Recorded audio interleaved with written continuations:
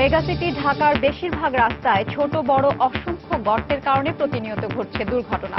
ঝুঁকি নিয়ে চলছে নগরবাসী। আগামী বর্ষার আগেই শতভাগ সংস্কারের আশ্বাস। সৌদি আরবের রিয়াদে নির্মাণাধীন ভবনের ছাদ ধসে বাংলাদেশি 2 শ্রমিকের মৃত্যু। এরা হলেন কুষ্টিয়ার অরুণ, মাদারীপুরের জসিমউদ্দিন। নাগরিক ব্যস্ততায় কমছে বই পড়ার আগ্রহ। সুস্থ প্রজন্ম গড়তে বইয়ের বিকল্প নেই বলছেন লেখক, প্রকাশক। প্রতি উপজেলায় লাইব্রেরি তৈরির কাজ শিগগিরই। মার্কিন প্রেসিডেন্ট নির্বাচনের দিন 10 বাকি থাকলেও নিউ ইয়র্কের জনগণের মধ্যে এখনো নেই কোনো উত্তাপ। ডেমোক্রেটদের রঙে সেজেছে শহর।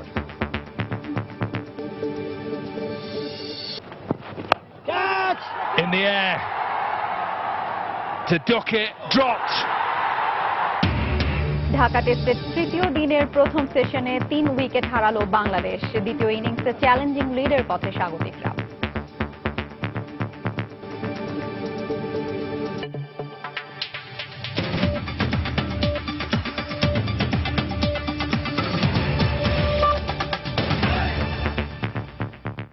সময় সংবাদের সঙ্গে আছি আমি হাফসাতুন্নেসা।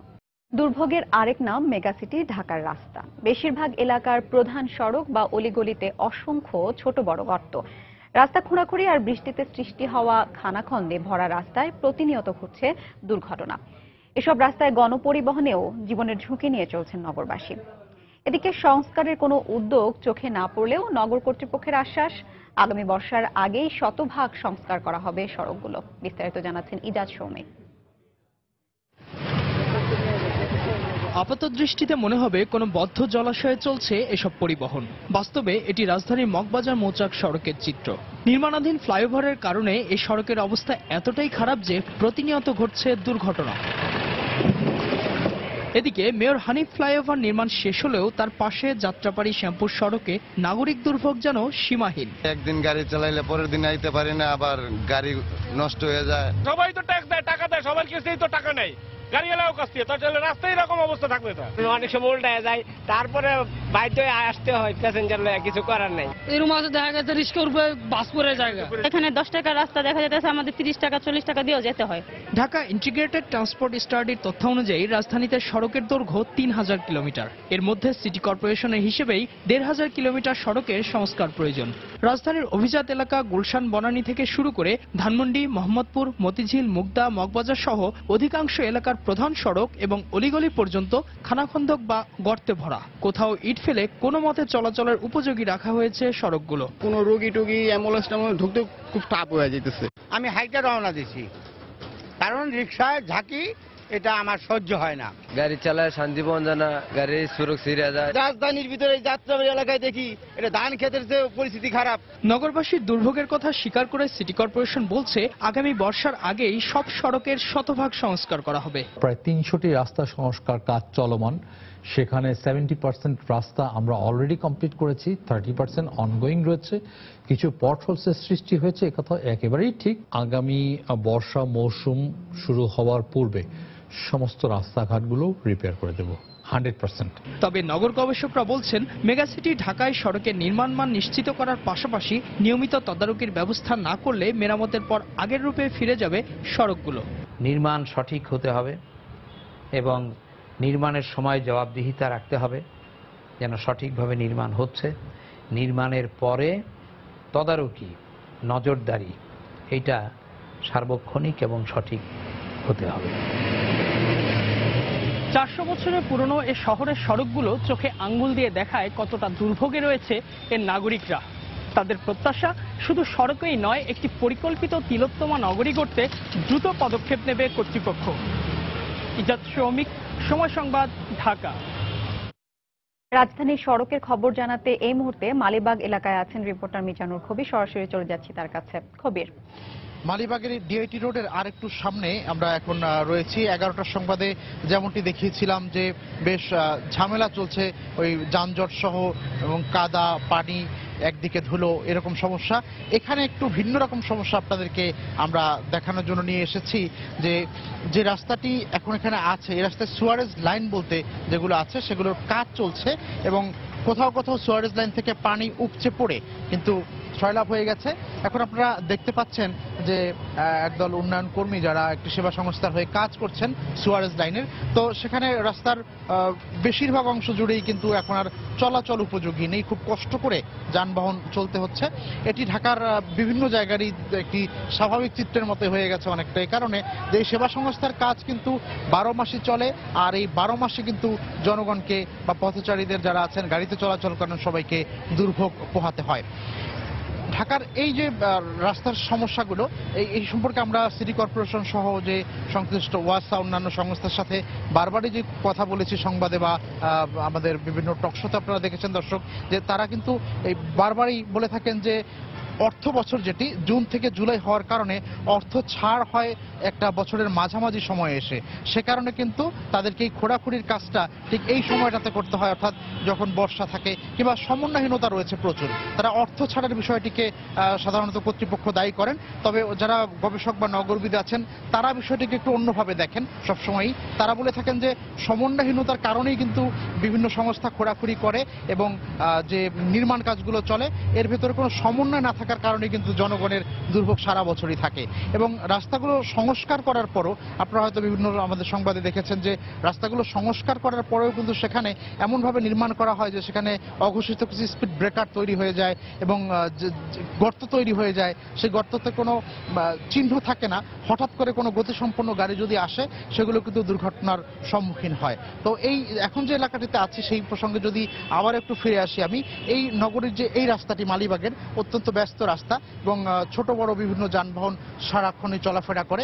সবচেয়ে আরেকটি বড় দুর্ভোগের বিষয় যে দিনে যদিও দিনের আলোতে দেখে তারা চলতে পারেন, কিন্তু রাতে স্ট্রিট লাইটগুলো কিন্তু এখানে নেই, কেননা ফ্লাইওভারের নির্মাণ কাজ চলছে যথারীতি। তো সেই কারণে কিন্তু যে সড়কগুলো আছে সেই সড়কে কিন্তু স্ট্রিট লাইট থাকে না, তো রাতের বেলা তাদের আরো বেশি দুর্ভোগ পোহাতে হয়, এমনটা আমাদেরকে স্থানীয় লোকজন যারা রয়েছেন বা এই রাস্তা দিয়ে চলাফেরা করেন এমন লোকজন জানিয়েছেন এবং পথচারীরাও সেই দুর্ভোগের কথাই কিন্তু আমাদেরকে জানিয়েছেন। তো এই ছিল আমার কাছে আপাতত ডিআইটি রোড মালিবাগ থেকে সবশেষ। ফিরছি আপনার কাছে স্টুডিওতে। আফসা, মালিবাগ এলাকার রাস্তার দুরবস্থার খবর জানালেন সহকর্মী মিজানুর কবির। যাচ্ছি পরের খবরে। সৌদি আরবের রিয়াদে একটি নির্মাণাধীন ভবনের ছাদ ধসে মারা গেছেন 2 বাংলাদেশি শ্রমিক। এদের একজন কুষ্টিয়ার অরুণ, অপরজন মাদারীপুরের জসিমউদ্দিন। এ বিষয়ে বিস্তারিত জানিয়েছেন আমাদের সৌদি আরব প্রতিনিধি আরিফুর রহমান। রিয়াদের আল খারিজে নির্মাণাধীন ভবনের ছাদ ধসে 2 বাংলাদেশি শ্রমিকের মর্মান্তিক মৃত্যু হয়েছে। নিহতদের মধ্যে একজনের স্বজন দেলোয়ার হোসেন আমাকে জানিয়েছেন প্রতিদিনের মতো ভবনের প্লাস্টারের কাজে যায়। কাজে থাকা অবস্থায় ভবনের ছাদের কিছু অংশ ভেঙে শ্রমিকদের মাথার উপর পড়লে ঘটনাস্থলে মাদারীপুর জেলার শিবচর থানার কাদিরপুর ইউনিয়নের জসিমউদ্দিন ডালি এবং কুষ্টিয়া জেলার অরুণ নামে একজনের মৃত্যু হয়। এছাড়া অপর 2 জন শ্রমিক সুস্থ অবস্থায় রয়েছে বলে আমাকে জানায় দেলোয়ার হোসেন। নিহতদের লাশ রিয়াদের শেমুচি হাসপাতাল মর্গে রাখা হয়েছে। আমি এই বিষয়ে বাংলাদেশ দূতাবাসের লেবার কাউন্সিলর মিজানুর রহমানের সাথে কথা বলেছি। তিনি আমাকে জানিয়েছেন আইনি প্রক্রিয়া শেষে প্রয়োজনীয় ব্যবস্থা গ্রহণ করে লাশ দেশে পাঠানো হবে।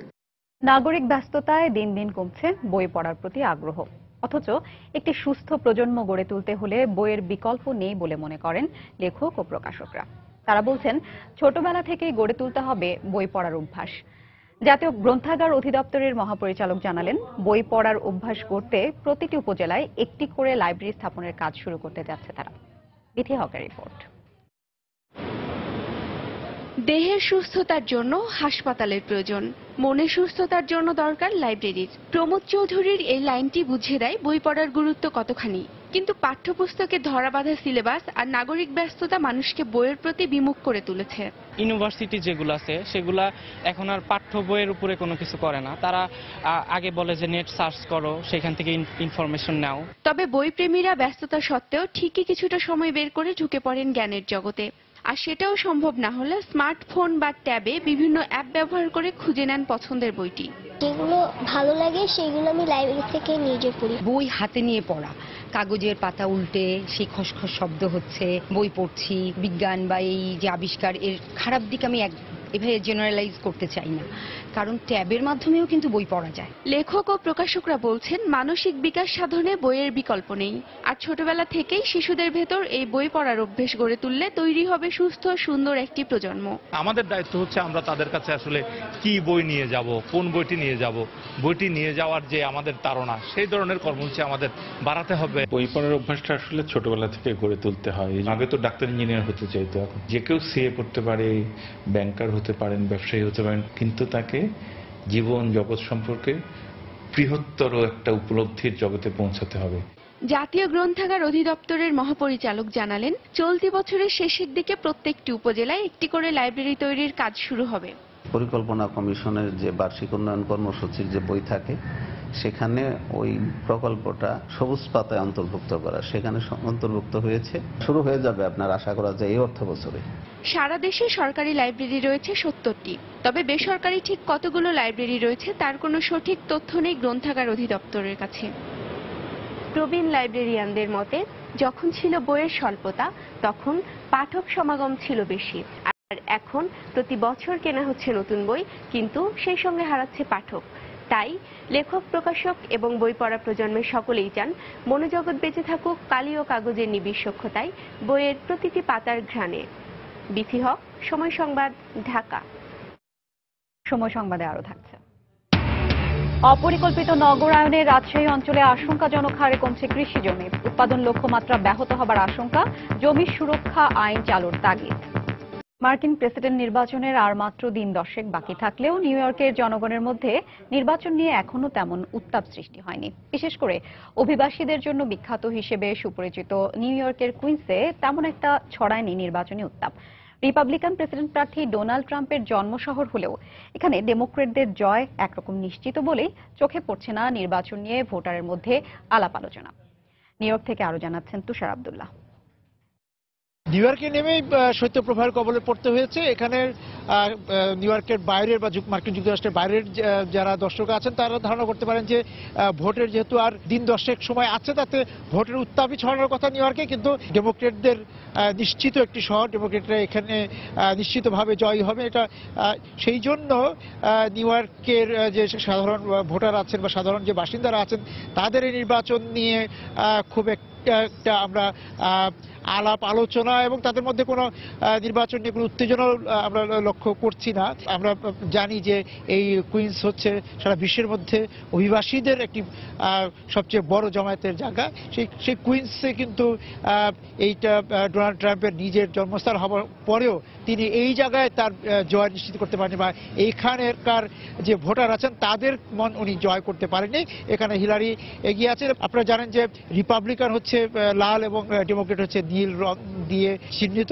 সেই জায়গা থেকে নিউ ইয়র্ক নীরব হয়ে আছে। কফি শপ বা অন্যান্য যে জমায়েতের জায়গাগুলো আছে নিউ ইয়র্কে, সেখানে গিয়েছে। সেখানে সাধারণ যে ভোটার আছে বা নাগরিকরা আছেন তাদের সঙ্গে কথা বলার চেষ্টা করেছি। কারো কাছ থেকে বা কারো মধ্যে নির্বাচন নিয়ে কোনো আলোচনা দেখতে পাচ্ছি না। শৈত্যপ্রবাহেরই জয় হচ্ছে। এখানে নির্বাচনের যে উত্তাপ, সেই উত্তাপ এখন পর্যন্ত পরাজিত। আমরা দেখব যে আরো নিউ ইয়র্কের আরো বিভিন্ন স্থানে ঘুরে দেখার চেষ্টা করব যে ভোটের উত্তাপের কিছুটা হলেও ভোটের উষ্ণতা আমরা পাই কিনা। মার্কিন যুক্তরাষ্ট্রের নিউ ইয়র্ক থেকে তুষার আব্দুল্লাহ। অর্থের জন্য অপেশাদারী কাজ বা অড জবসের পরিবর্তে পেশাদারী কাজে আগ্রহী হচ্ছে যুক্তরাষ্ট্রের নতুন বাঙালি অভিবাসীরা, আর সে কারণেই কম্পিউটার শিক্ষার দিকে তাদের ঝোঁক সবচেয়ে বেশি। এক্ষেত্রে প্রবাসীদের নিঃস্বার্থ সহায়তার দৃষ্টান্ত স্থাপন করেছে কংগ্রেস অব বাংলাদেশি আমেরিকান নামে একটি সংগঠন। অভিবাসীদের সহজে পেশাদারী কাজ পাওয়ার সুযোগ করে দিতে তাদের বিনামূল্যে কম্পিউটার শিক্ষা দিচ্ছে এই সামাজিক সংগঠনটি। নিউ ইয়র্ক থেকে শিহাবুদ্দিন কিসলুর পাঠানো রিপোর্ট। ভাগ্যান্বেষণে দূরদেশে পাড়ি জমানো বাঙালিদের জীবিকা নিশ্চয়তায় 3 বছর যাবৎ স্বেচ্ছাশ্রমে সম্পূর্ণ বিনামূল্যে প্রবাসীদের কম্পিউটার শিক্ষা সহায়তা দিয়ে আসছে কংগ্রেস অফ বাংলাদেশি আমেরিকান। প্রতিটি ব্যাচে 35 জন করে শিক্ষার্থীকে এই প্রশিক্ষণ দিয়ে আসছে প্রতিষ্ঠানটি। তারা এ পর্যন্ত মোট 300 প্রবাসীকে প্রশিক্ষিত করেছে, যাদের মধ্যে শতাধিক এরই মধ্যে যুক্তরাষ্ট্রের মূলধারার প্রতিষ্ঠানে কাজ শুরু করেছেন। বাকিরা স্থায়ী বা খণ্ডকালীন চাকুরিতে যোগদানের প্রক্রিয়ায় রয়েছেন। কম্পিউটারে কুইকবুক বা এক্সেলের মতো কয়েকটি বিষয়ে প্রশিক্ষণ শেষে নিজের সফলতার কথা জানালেন প্রবাসীরা। আমি খুব উপকৃত হয়েছি যে এটা আমি কাজে লেগে। আমি রিসেন্টলি একটা জবে জয়েন করেছি, সেখানে আমার কিছু সফটওয়্যার কিছু কাজ আছে। এখন এটা আমার জন্য একটা অ্যাডেড অ্যাডভান্টেজ। ভিন্ন পেশার যে কেউই ভাগ্য বদলাতে কম্পিউটার শিক্ষা নিতে পারেন বলে জানান তারা। আমি মনে করি এটার ফিউচার খুব ভালো, সাকসেসফুল অবশ্যই সবাই হবে, যেভাবে আমি বুঝতে পারছি অনলাইনে দেখলাম।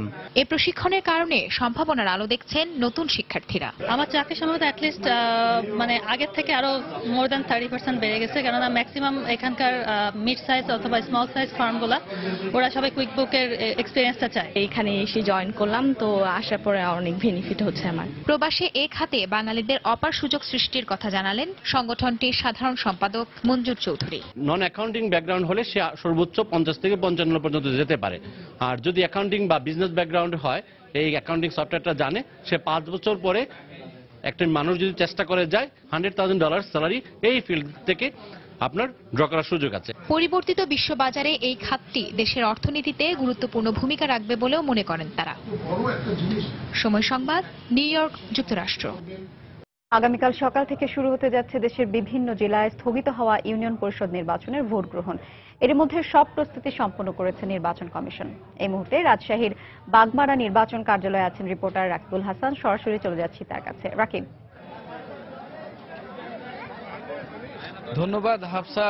রাজশাহীতে এই চতুর্থ দফা ইউনিয়ন পরিষদ নির্বাচনে কিন্তু রাজশাহীর বাগমারার ইউনিয়ন পরিষদের নির্বাচনগুলি কিন্তু গেল 5 মে কিন্তু স্থগিত করা হয় নির্বাচন কমিশনের পক্ষ থেকে, এবং তারপরে কিন্তু আবারও 25 সেপ্টেম্বর সেটি নতুন তফসিল ঘোষণার পরে আগামীকাল কিন্তু সেই নির্বাচন অনুষ্ঠিত হবে। তো এই নির্বাচন উপলক্ষে কিন্তু আমরা দেখছি বাগমারা উপজেলা পরিষদ কমপ্লেক্সে যারা রিটার্নিং অফিসাররা আছেন, প্রিজাইডিং অফিসাররা আছেন, তারা সকাল থেকেই আসছেন এবং কিছুক্ষণ আগে থেকে 12টা থেকে কিন্তু নির্বাচনী যে সমস্ত সরঞ্জামাদি রয়েছে সেগুলো কিন্তু বিতরণ শুরু হয়েছে, এবং এক একটি অফিসে কিন্তু 2টি থেকে 3টি করে ইউনিয়ন পরিষদের যে নির্বাচনের যে মালামালগুলো রয়েছে সেগুলো দেওয়া হচ্ছে। আমরা যে জায়গাটুকু দেখতে পাচ্ছেন সেটি হচ্ছে উপজেলা শিক্ষা অফিসারের কার্যালয়। এক ঝলকে আপনাদেরকে একটু জানিয়ে রাখতে চাই যে হচ্ছে এবারে রাজশাহীর এই বাগমারা ইউনিয়ন পরিষদ উপজেলায় প্রায় 64 জন চেয়ারম্যান 16টি ইউনিয়ন পরিষদে তারা প্রতিদ্বন্দ্বিতা করছে। সংরক্ষিত সদস্য রয়েছে 136 জন এবং সাধারণ সদস্য রয়েছে 439 জন, এবং এই 16টি ইউনিয়নে 145টি ভোট কেন্দ্রে কিন্তু ভোটাধিকার প্রয়োগ করবেন 2,42,524 জন। এছাড়া এখন আমরা যে জিনিসটুকু দেখছি, কিছুক্ষণ আগে সকাল থেকে বাগমারা যে থানা রয়েছে সেই বাগমারা থানা থেকে কিন্তু পুলিশ সদস্য, আনসার সদস্য কিন্তু দেয়া হয়েছে, এবং সার্বিক নিরাপত্তা ব্যবস্থা যেন অনেক সুষ্ঠু থাকে সেই বিষয়টিও কিন্তু আসলে নিশ্চিত করা হয়েছে। এবং আমরা এখানে যিনি নির্বাচন অফিসার রয়েছেন তার থেকে যেটি শুনেছি যে গতকাল থেকে কিন্তু বিভিন্ন ইউনিয়ন পরিষদ এবং বিভিন্ন এলাকায় কিন্তু ভ্রাম্যমাণ আদালত পরিচালনা করা হয়েছে। সেখানে প্রায় অর্ধশত কিন্তু অভিযোগ প্রার্থীদের থেকে ছিল, সেগুলো কিন্তু তারা ইতিমধ্যেই শেষ করেছে, এবং এর আগে কিন্তু অনেক সময় অভিযোগ উঠছে যে আসলে যারা সরকার দলীয় যে প্রার্থীরা রয়েছে তারা এখন থেকেই বিজয় মিছিল করছে। তো উপজেলা নির্বাচন অফিসার বলছে বিষয়গুলো তারা দেখছেন এবং সুষ্ঠুভাবে নির্বাচনের জন্য সকল প্রস্তুতি তারা ইতিমধ্যেই সম্পন্ন করেছেন। তো হাফসা, এই ছিল রাজশাহীর বাগমারা থেকে নির্বাচনের সর্বশেষ। স্থগিত হওয়া ইউনিয়ন পরিষদ নির্বাচনে ভোট গ্রহণ কাল থেকে শুরু হচ্ছে, সেই প্রস্তুতি সম্পর্কে রাজশাহীর বাগমারা নির্বাচন কার্যালয় থেকে জানাচ্ছিলেন রিপোর্টার রাকিবুল হাসান। সময় সংবাদে আরো থাকছে। লিবিয়ার বেনগাজিতে গাড়ি বোমা বিস্ফোরণে নিহত এক বাংলাদেশি সহ অন্তত 6 জন, আহত 21। বাংলাদেশি পরিচয় পাওয়া যায়নি। গত 1.5 বছরে দালাল ও মানব পাচার চক্রের খপ্পরে রংপুরের মিঠাপুকুর উপজেলার অন্তত 15 যুবক পড়ে সর্বশান্ত হয়েছে। এই চক্রটি মোটা অঙ্কের বেতনে চাকরি দেওয়ার মিথ্যা প্রতিশ্রুতি দিয়ে সুদান পাঠায় তাদের। এদের মধ্যে 2 জন ফিরে এলেও বাকিরা মানবেতর জীবনযাপন করছে বলে অভিযোগ স্বজনদের। তবে দালাল চক্রের মূল হোতা এসব অভিযোগ অস্বীকার করেছে। অবশ্য জেলা প্রশাসন ও স্থানীয় জনপ্রতিনিধিদের সরেজমিন তদন্তে ঘটনার সত্যতা পাওয়া গেছে। শাকিল মাহমুদের ক্যামেরায় ও মানিক সরকারের পাঠানো তথ্য নিয়ে ডেস্ক রিপোর্ট। দেড় বছর আগে রংপুরের মিঠাপুকুরের 15 যুবক শেষ সম্বল ভিটেমাটি বিক্রি করে ভাগ্য ফেরার আশায় আফ্রিকার দক্ষিণ সুদানে যায়, কিন্তু নির্যাতনার বঞ্চনার শিকার হয়ে তারা এখন মানবেতর জীবনযাপন করছে বলে অভিযোগ স্বজনদের। তাদের অভিযোগ, দালালরা মিথ্যা প্রলোভন দেখিয়ে মোটা অঙ্কের টাকা নিয়ে তাদের সেখানে পাঠায়। তবে এসব অভিযোগ অস্বীকার করেছে দালাল চক্রের হোতা। কোনো নির্যাতন হয়নি, আমি ছিলাম এখানে। আমি 4 মাস পর আসার পর থেকেই এদের একটা সমস্যা শুরু হয়ে গেছে, বলতে আমরা থাকবো না, আমরা বাংলাদেশ যাব। তবে সম্প্রতি সুদান থেকে ফেরত আসা ফরিদুল ও আশিকুর জানান, ভালো বেতন দেওয়ার কথা বলে বড় অঙ্কের টাকার বিনিময়ে তাদের সেখানে নেওয়া হয়, কিন্তু সেখানে যে পারিশ্রমিক দেয়া হতো তা দিয়ে বেঁচে থাকা সম্ভব নয়। 12 ঘন্টা ডিউটি করতে হয়, আমার শরীরগুলো না, খাওয়া ভালো না, আর এটা ঘুম এলে লাত্তি দিয়ে তুলে। এক একজনের কাছে এক এক টাকা নিচ্ছে। আমি 2,80,000 টাকা দিলাম, দেওয়ার পরে সে রাজি হলো। গাই বাছুর বিক্রি করে আমার বাবা আমাকে টাকা দিচ্ছে $200 টাকা। আমাদের অনেক কথা বলছে যে আমরা নিয়ে যাবো, এতগুলো হয়তো বেতন পাবে। অনেকে আমাদের তো বাড়ি ভিটে আছে, অনেকে বাড়ি ভিটে বিক্রি করে গেছে। সরকারের কাছেও অনুরোধ করতেছি আমি যে আমাদের ভাইকে তারা যেন দেশে পড়ার ব্যবস্থা করে। অবশ্য সরেজমিন তদন্তে বিষয়টির সত্যতা মিলেছে বলে জানায় জেলা প্রশাসন ও স্থানীয় জনপ্রতিনিধি। বিদেশে লোক পাঠায়, এ ধরনের একটা লোক চক্র আছে, তারা লোক পাঠাচ্ছে, কিন্তু সুদানে কিছু লোক পাঠাইছে ইতিপূর্বে। বাংলাদেশের আরো এরকম 10 জন এই কষ্টে দিনপাত করতেছেন এবং তারা বহির্বিশ্বে সেখানে আটকা পড়ে আছেন। সেই বিষয়টি আমি এই প্রতিবেদনের সাথে তুলে ধরবো এবং সেটা যেন সরকার এবং গভর্নমেন্ট এটা জানি হলো নেক দৃষ্টিতে দেখেন।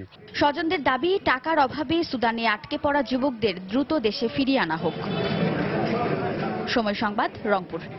নারায়ণগঞ্জে গুলিতে একজন নিহত হয়েছে। র্যাবের দাবি, নিহত দেলু ডাকাত সর্দার এবং সে মারা গেছে বন্দুকযুদ্ধে। ঘটনাস্থল থেকে অস্ত্র ও গোলাবারুদ উদ্ধার করা হয়েছে। গতরাতে সদরের সিদ্ধিরগঞ্জের গোদনাইল এলাকায় এই ঘটনা ঘটে। র্যাব জানায়, একাধিক মামলার আসামি দেলু সিদ্ধিরগঞ্জের একটি বাড়িতে অবস্থান করছে এমন সংবাদের ভিত্তিতে সেখানে অভিযান চালানো হয়। র্যাবের উপস্থিতি টের পেয়ে ভেতর থেকে র্যাবকে লক্ষ্য করে গুলি ছোড়া হয়। আত্মরক্ষার্থে পাল্টা গুলি চালায় র্যাব। এক পর্যায়ে গুলিবিদ্ধ অবস্থায় দেলুকে উদ্ধার করে নারায়ণগঞ্জ জেনারেল হাসপাতালে নিয়ে গেলে কর্তব্যরত চিকিৎসক তাকে মৃত ঘোষণা করেন।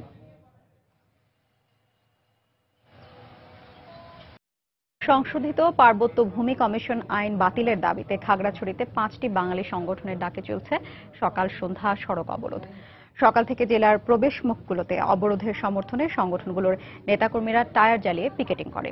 অবরোধে বন্ধ রয়েছে দূরপাল্লা ও অভ্যন্তরীণ সব ধরনের যান চলাচল। এদিকে যে কোনো অপ্রীতিকর ঘটনা এড়াতে শহরের বিভিন্ন পয়েন্টে সতর্ক অবস্থায় রয়েছে পুলিশ।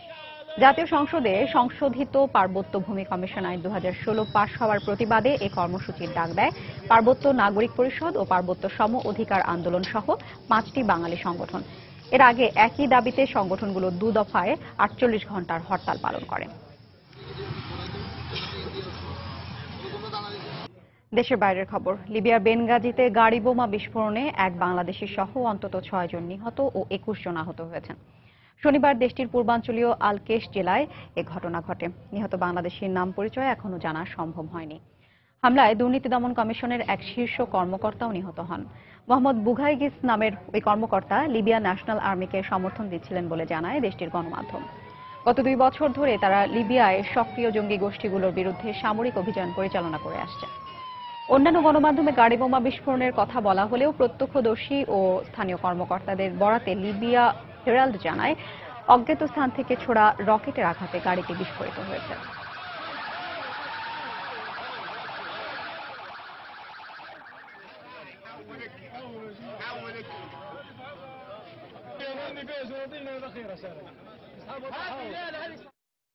বাংলাদেশ ইংল্যান্ড টেস্ট সিরিজের খবর। ঢাকা টেস্টে চ্যালেঞ্জিং লিড নিতে তৃতীয় দিনে নিজেদের দ্বিতীয় ইনিংসে ইংল্যান্ডের বিপক্ষে ব্যাট করছে বাংলাদেশ। লাঞ্চ বিরতি পর্যন্ত টাইগারদের সংগ্রহ 7 উইকেটে 268 রান।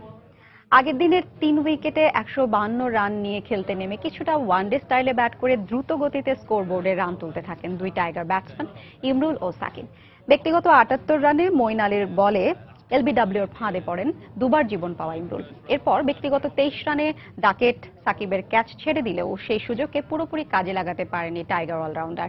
রশিদের বলে বোল্ড হয়ে সাকিব ফেরেন ব্যক্তিগত 41 রানে। মুশফিকও ইংলিশ ফিল্ডারদের বাজে ফিল্ডিংয়ের কল্যাণে দুবার জীবন পেলেও শেষ পর্যন্ত করেন মাত্র 9 রান। এরপর ফেরেন 15 রান করা সাব্বির। রশিদের বলে এলবিডব্লিউর ফাঁদে পড়েন তিনি।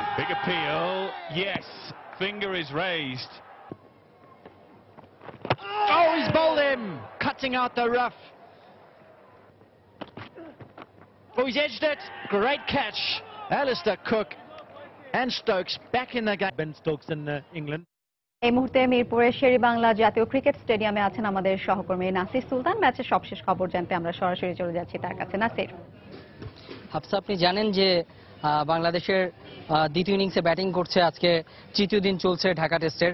তো এখন পর্যন্ত যে অবস্থা, যে একটি সেশন শেষ হয়েছে এবং বাংলাদেশের মূল্যবান চারটি উইকেট পড়ে গেছে। কিন্তু তো বাংলাদেশে আজকে যে একটা সুযোগ ছিল যে বড় একটি টার্গেট তাদের সামনে ছুড়ে দেওয়ার, সেক্ষেত্রে কিছুটা হলেও বাংলাদেশ সফল হয়েছে, আবার কিছুটা হলেও হয়নি।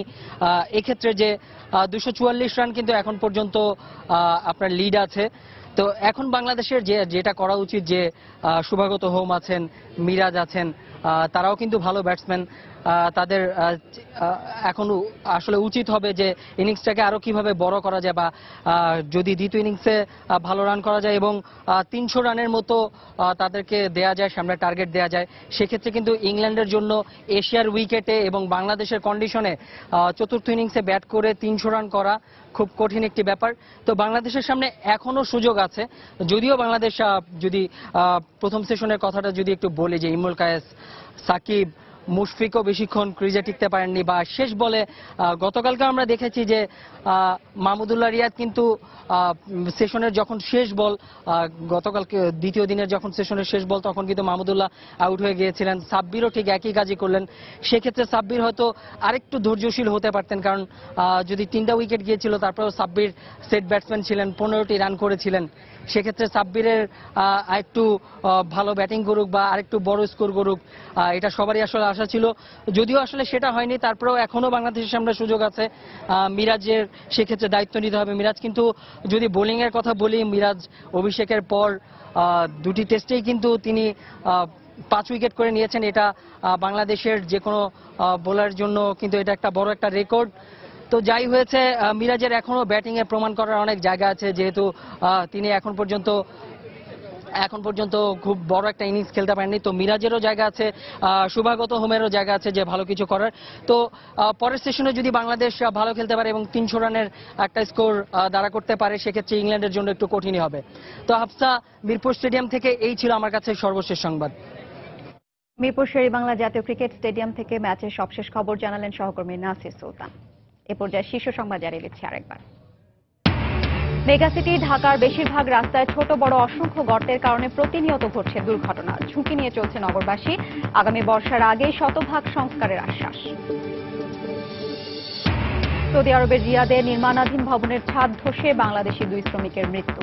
আইনি প্রক্রিয়া শেষে লাশ পাঠানো হবে দেশে।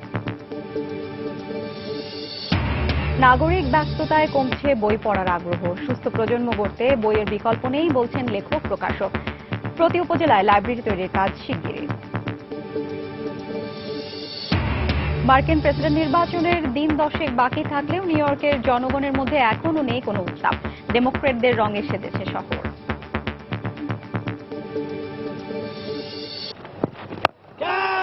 In the air to Dockett, dropped.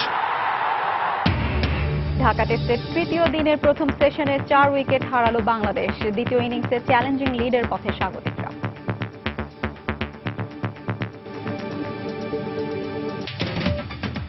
এ ছিল এখনকার মতো। যে কোনো খবর পেতে ভিজিট করুন সময়নিউজ.tv। যে কোনো বাংলা লিংক, রবি ও এয়ারটেল নম্বর থেকে সময় সংবাদের খবর, অনুষ্ঠান সম্পর্কে জানতে এবং যে কোনো তথ্য সময় সংবাদকে জানাতে ডায়াল করুন 16242 নম্বরে। এছাড়া এই মাত্র পাওয়া খবর মোবাইলে পেতে SMS ফোন *BN লিখে পাঠিয়ে দিন 16242 নম্বরে। সঙ্গে থাকুন।